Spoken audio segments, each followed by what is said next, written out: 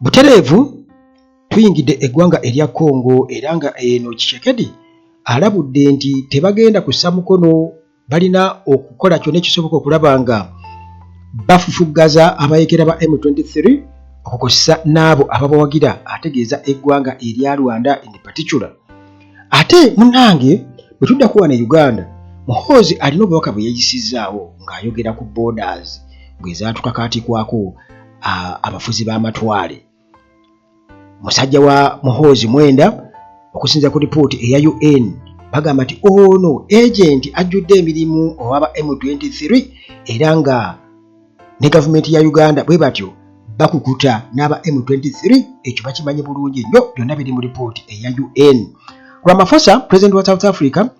yalabudde n'agamba Rwanda nti munnange okugezaako okukuba abasirikale ab'e South Africa kitegeeza nti babeera baguddewo olutalo ku ggwanga erya South Africa butereevu, okukosa n'abantu okubeera e South Africa nga munnange si basanyufu n'abantu baabwe okubeera nga bafiiridde mu njega efaanaganako bweti. Ebyo munnange n'ebirala bingi nnyo bitugenda okubeera nga tutunuulira mu kiki ekigenda mu maaso mu ggwanga erya Congo. Teweerabira okusubscribinga ate osharinge, nyiga notification bell osobola okubeera nga ofuna buli mboozi tuteekayo. Aba Hillside View apartments gye bali nnyo wali Kasozi Jjanyi ku Ntebe Road. Apartments zirimu buli kimu kye weetaaga, teweetaaga kubeera nga ate weetikka ebintu nti oleete ebitanda, oleete amasepiki, oleete wifi weri ya bwereere, n'abakozi abaliwo balungi ate ekifo kirungi nnyo ku Kasozi Jjanyi wali ku Ntebe Road. Osobola okuyita Namulanda, osobola okuyita Ekajjansi oba Ekitende ku kyaki awo Ejjanyi w'osanga Hillside View apartments. Mmwe abalina endwadde nsiiba nkyogera nonye wano nti omusawo waali ebyaddala, omusawo ali qualified ate ali talented, kubanga nze akubuulira maze okubeera nga nfuna obujulizi mu bantu, teyajja gye ndi kuŋŋamba nti nanga wabula nze nalaba bulabi, okusinza ku bujulizi bwe nafuna ne mumusaba ne ŋŋamba ne kankwogereko abantu bakimanye okusinga okwekweka eno owooza simanya biki. Kale munnange ennamba zange zibeerako, emu esembyayo 15, endala esembyayo 73. Nsonga nkulu nnyo ey'obulamu tetugizannyiramu. Munnange Tshisekedi, President wa Democratic Republic of Congo, Tshisekedi bw'atyo atuwadde oba awadde ebiragiro ebipya, era munnange mu speech gye yawadde eyabadde mu Lufalansa, bwe tutyo twasobodde okulobalobamu ebitonotono tetutegeera ki kye yabadde ategeeza. Naye munnange yagambye nti 10,000 ez'amagye g'e Rwanda ku ttaka lyaffe, era nti n'obuyambi bwe bawadde abayekera ba M23 bayita ba M23 puppets biddole, era nti n'okwenyigira mu bikolwa eby'okubba eby'obugagga eby'omu ttaka ebya Congo. Ategeeza nti ekyo muganda wange kireesewo embeera ey'amaanyi wamu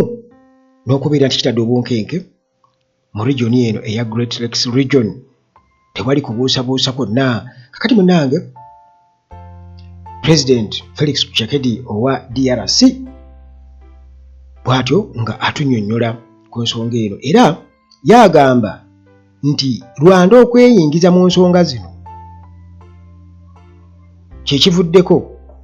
ebintu bino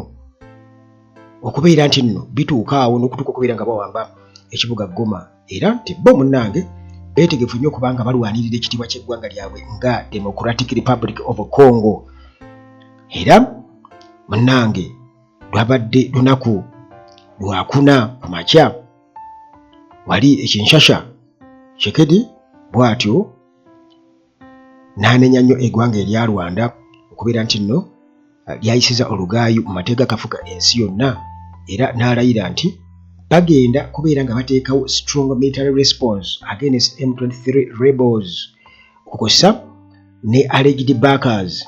ng'ategeeza Rwanda nti bagenda kuba munnange si bangu nnyo, era essaawa yonna n'okutuusa kati wetwogerera essaawa eno olwe emmundu tebannaba kubeera nga munnange emmundu ate bagiteeka wansi, nedda newankubadde nga waliwo abayekera be bakutte oba ku ludda olw'amagye g'e Congo n'abamagye g'e Congo okubeera nga basaze ne bagenda mu ggwanga erya Rwanda n'aba foreigners okubeera nga bakwatiddwa ebyo byonna yes naye nga Tshisekedi yagamba nti emmundu egenda kuba eyakira ddala paka nga banunudde ekitundu kino era n'asaba bannakongo babeere bumu naddala abo abali mu diaspora bonna balina okubeera nga bateekayo obuwagizi eri eggwanga lyabwe ne international community okakasa nti eggwanga erya Congo teritwalibwa bagwira. Kakati munnange eyo nga tuvuddeyo kugambye nti wano e Uganda Muhoozi tetumanyi ddala kiki naye Muhoozi obubaka essaawa eno bwayisaawo nga abayeekera ba M23 bamaze okubeera nga bawamba Goma bulagira ddala nti oba oli awo bano abantu kuba ye abayita ba brothers be nti okuteekawo ensalo zino kibakola bubi kubanga kibaleetera okubanga tebalinaako we batuula nti bwe banajja Uganda kaga ni muli Banyarwanda muddeeyo bagenda e Congo muli Banyarwanda muddeeyo kati baagalamu ensalo ziveewo. Ensalo ezo zaaleetebwawo abafuzi b'amatwale kati Muhoozi yagamba nti ensalo ezo zaalivuddewo munnange nga bwe nkutegeezezza nti nga twakava okubeera nga tukikakasa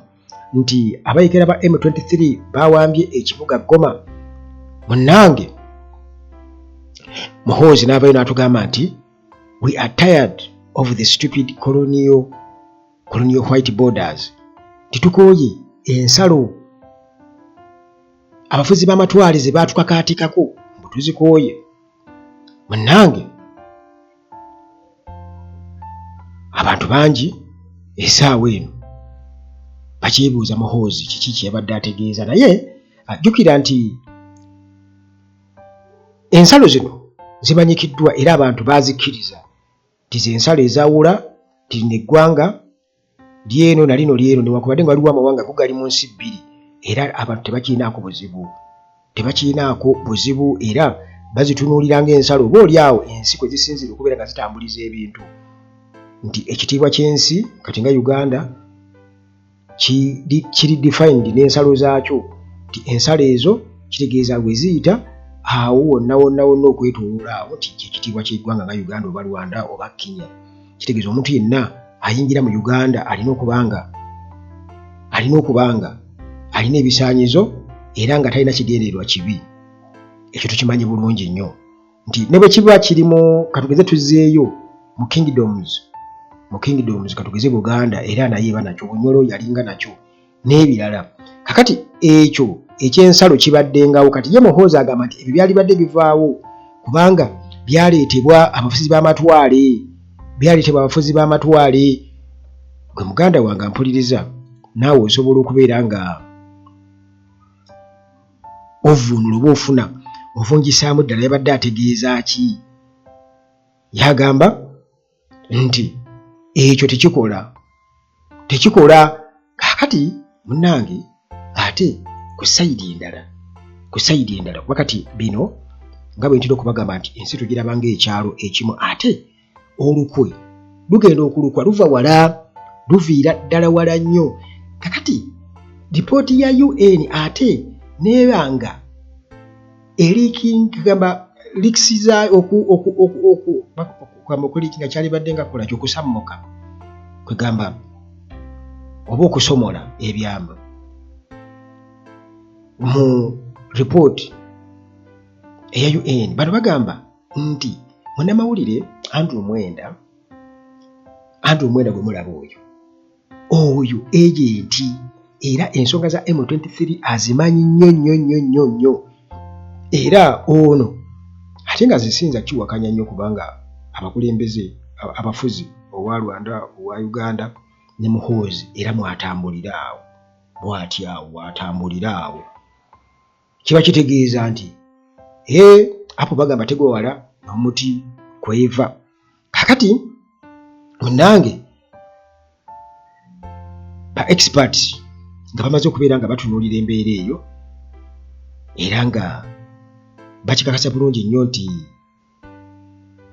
Uganda mu mankwetu ewagira M23 ewagira M23 era nga munnamawulire Andrew Mwenda y'omu ku abo abakutula ddiiru ezo eza M23 era abayekera abo gye buvuddeko emabega ajjukira nti yabasisinkanako wano e Uganda n'agamba nti ye munnamawulire yali simanya sibaze kumakola bikini nga munnamawulire so si nti ng'oba agent kati abagamba kakati temufaayo emmundu bagenda kuzireeta n'ebyambalo bagenda kwatungira ebirala mbu nga si byebyo mbu ye ng'ababuuza nga munnamawulire ng'ali ku mulimu gwe ogw'amawulire anti awo wennyini omanyi nti omuntu bw'oba oyagala okuyisaawo ebintu ebimu ng'oyagala okukusa katugezeeyo biyingiza mu kigo okyebbiwa omusisita abiteeke mu ggandu olejja kujja nga yeefudde omusisita abiyingize tebajja mukebera bamuwa ekitiibwa kakati munnange okusinziira ku banoonyereza aba UN bagamba nti eggye erya Uganda naddala Uganda's People's Defence Forces UPDF wamu ne intelligence wing yaalyo eyitibwa Defence Intelligence and Security DIS bano babadde nga bajja bakukuta n'abayekera ba M23 ne rebel groups endala mu ggwanga erya DRC okusinziira ku ripooti bagamba nti Mwenda ono eyanyuka egy'amawulire nti abadde akolera mabega kugamba abeera wakati mabega eyo era nga yakwasaganya diplomatic cover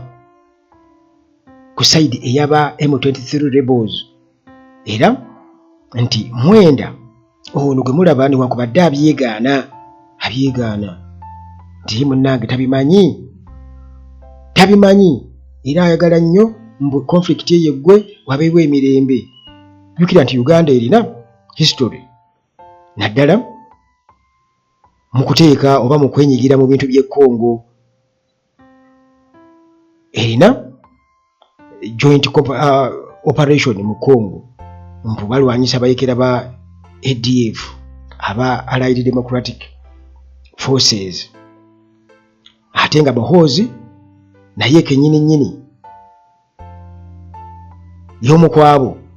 abaddukanya operation Shujaa nga CDF Mwenda bwe sajjawo ennyo ate nga Muhoozi yawagira abayekera ba M23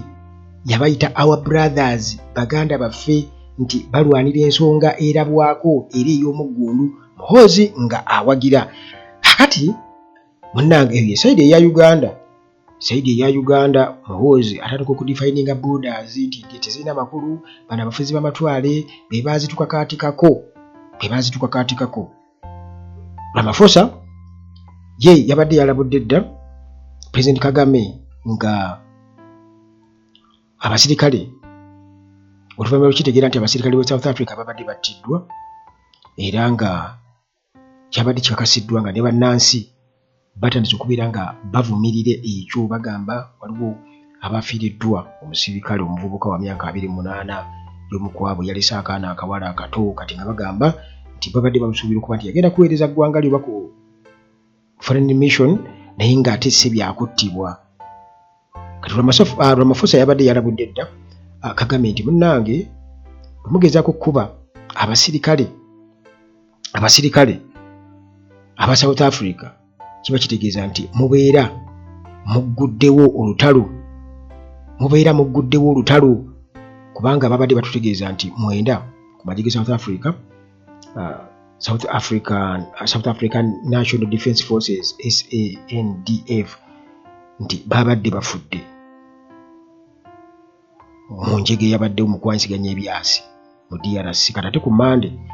nti abalala 3 era ku magye South Africa babadde battiddwa mu bomu ezaabwatuse wali ku kisaawe ky'e Goma mu bwanyisiganya bomu era waliwo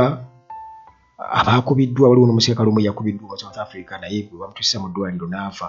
kati ekyaliisa ettoto okuwerera ddala 13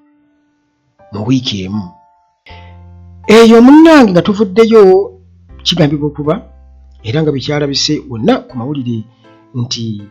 abasirikale ab'eggwanga erya Romania mercenaries 288 babadde balwanira ku ludda olwa Democratic Republic of Congo bano baakwatiddwa abayeekera ba M23 oluvannyuma lw'okubeera nga baawambye ekibuga Goma. Kakati nti bano oluvannyuma bakwatiddwa ne babatransferinga ne babatwala e Rwanda era nti babadde bali mu processinga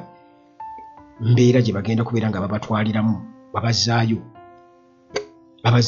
mu ggwanga lyabwe erya Romania. Kakati kino kyongera okubeera nga kiraga nti eggwanga erya Democratic Republic of Congo lino lyesigamye nnyo ku magye amagwira era abantu abamu kye bagamba nti naye bo nga bo tebasobola kwerwanako ne babba. Kubanga kati ba-mercenaries bwe batyo babakutte ne babatwala mu buduukulu aba M23 wali mu Goma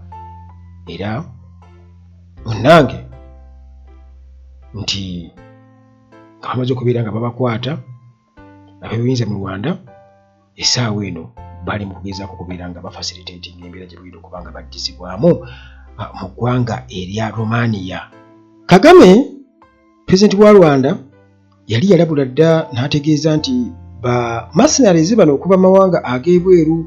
Tshisekedi be yeesigamako nti tebalinaawo kyamaanyi kyawo kye balina, tebalinaawo waaka. Kagame bw'atyo be yalabula era ye agamba nti conflict eno emaze emyaka egireyo mu 3 mbu tesobola kumalwawo mmundu.